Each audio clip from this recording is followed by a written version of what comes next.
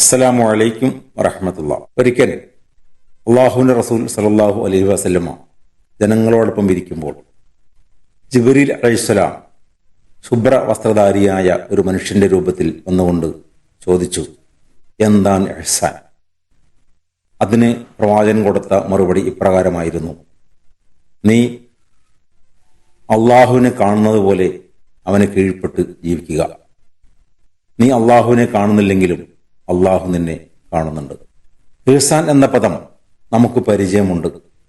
സുഹൃതം, നന്മ, ഉപകാരം എന്നൊക്കെ അതിന് ലളിതമായി അർത്ഥം പറയാം.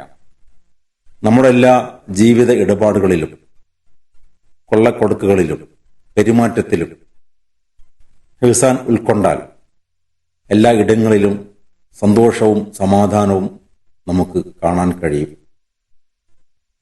നാം അള്ളാഹുവിനെ കാണുന്നില്ലെങ്കിലും അള്ളാഹു നമ്മെ കാണുന്നു എന്ന രീതിയിൽ നമ്മുടെ ജീവിത വ്യവഹാരങ്ങൾ നാം നടത്തുകയാണെങ്കിൽ ഇഹത്തിലും പരത്തിലും നമുക്ക് വിജയിക്കാൻ കഴിയും. അതുപോലെ തന്നെ കുടുംബ ബന്ധങ്ങളിലും ഇഹ്സാന്റെ അടിസ്ഥാനത്തിൽ നാം പെരുമാറുകയാണെങ്കിൽ അവിടെയും സന്തോഷവും സമാധാനവും നമുക്ക് കാണാൻ കഴിയും. ഇണയോടും മാതാപിതാക്കളോടും മക്കളോടും സഹോദരങ്ങളോടുമെല്ലാം കേവല ഔപചാരികത എന്നതിലുപരിയായി ഇഹ്സാൻ ഉൾച്ചേർത്തുകൊണ്ട് നാം പെരുമാറിയാൽ കുടുംബത്തിലും സന്തോഷവും സമാധാനവും നമുക്ക് കാണാൻ കഴിയും.